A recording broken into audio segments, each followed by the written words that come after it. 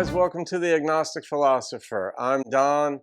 I'm agnostic and a philosopher. I was a philosophy major decades ago back at Rutgers. Back then it was the #1 or #2 philosophy department in the country, and it still is. It's, I think, like #3 in the world right now. So it was sort of demanding, which plays into this video that I'm going to be reacting to. I don't know it, but I saw the title of it, and I have no doubt that it will play into it. Without religion, science wouldn't exist. Now, I look at arguments from a logical standpoint, if you will, just as far as how the arguments are made, what assumptions may be weak, does the conclusion follow, is it a good conclusion anyway, despite a weak argument, all these sorts of things that you're trained to look at. But I do know, some of the world's most famous and celebrated scientists believed in God. And it doesn't bother me if somebody believes in God or if they don't. I'm agnostic. I do believe that there's a God, but not because of the text. I believe because I think that the matter in the universe, it makes more sense that the matter in the universe came from a being versus the matter in the universe always existing.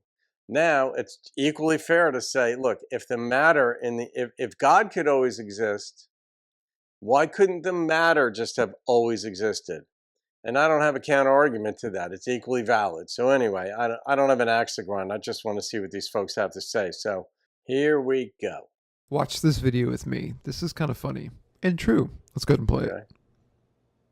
So what do you think the odds are that God exists? I think they're 0. I believe in science. So you don't think science and religion can go hand in hand?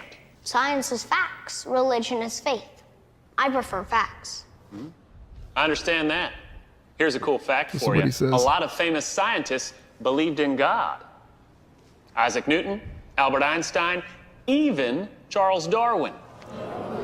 Ooh, that's true. Darwin even said, I don't know if it was in his Origins or some other work, but he said, I didn't mean to write atheistically, but I couldn't make sense of why a cat plays with a mouse before killing it, or something to that effect. But I was surprised to find that Darwin had, religious roots. But certainly Newton believed in God, and Albert Einstein cared about not so much the creator, but the way in which the creator revealed himself in the workings of the universe and its physical laws. That's how he looked after sort of like the spiritual side of life. So Darwin's right about God and wrong about evolution? Now you're getting it. Oh, here we go. Yes, Sheldon. You said he didn't create the sun until day 4. Yeah. So how could there be light the first 3 days? God is light. So God's a photon. God's what made photons possible. Because the first day had just begun. So before the Big Bang? There was no Big Bang. There was only the Word. I don't know. I think that in the beginning I caught that might have been a parody account, but there was only the Word. And I mean, that's generally a reference to the Bible, the Word of God. Sometimes people refer to Jesus as the Word incarnate. The fact that some people believed in God doesn't prove the veracity or the value in that as it correlates to science, because one could say they might have gone a lot further had they not.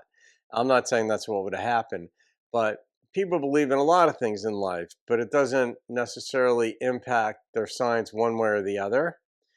Because one of the things that you'd have to look at is the number of people who contributed to science that did not believe in God.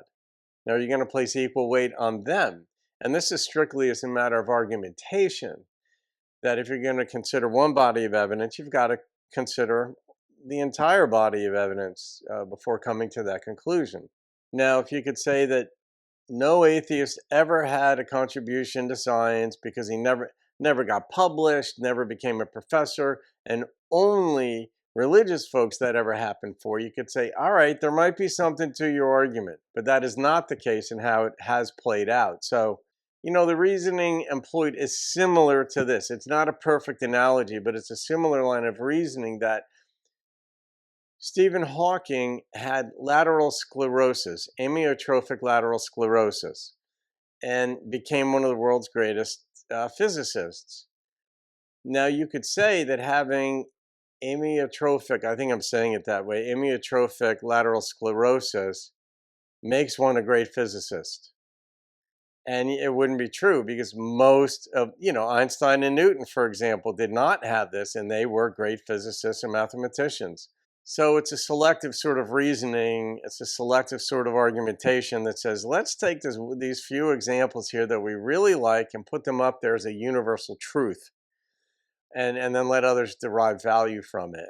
You wouldn't encourage people to have lateral sclerosis of any type, and then say, look, you're going to become a great physicist or a great whatever. This is going to be a help to you. That just doesn't make sense. So a preceding condition, if you will, does not correlate one way or another to becoming a great scientist. Now, you might say Hawking had a lot more time to think about things because he was wheelchair bound, and there would be you could make a basis for that argument, that he wasn't going out to parties, he wasn't doing this, just like Newton wasn't watching television and movies because they didn't exist back then, so he had more time to focus on what he was focused on. And you might make a case for that. But the correlation here between believing in God and science is not a strong one. It's true that there are very strong minds that did not believe and do not believe in God, and they made great contributions to science. So another example that comes to mind is and this is a horrible example, but just because of the subject matter, but the Nazis did experiments on human beings to find out what our pain thresholds were before we passed out.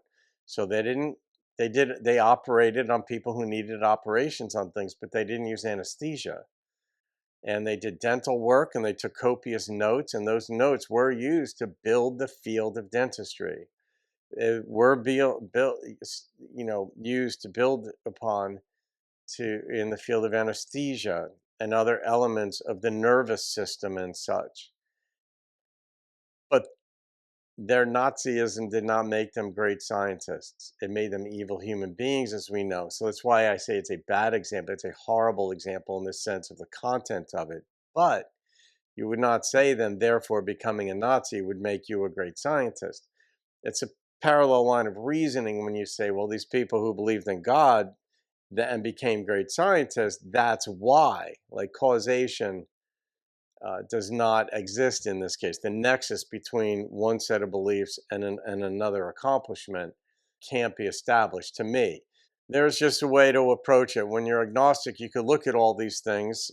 Even when you're atheistic, you can, and even if you believe in God, you can. But it can be easier to consider more sides of an issue when you don't have skin in either game. Maybe you just sort of consider the totality of arguments made and just see whether they make sense. So thanks for playing along, guys. Leave your thoughts, leave your suggestions. If you would, subscribe. That helps the channel move along, and we go from there. Have a great day. I'll see you in another video, and keep thinking philosophically.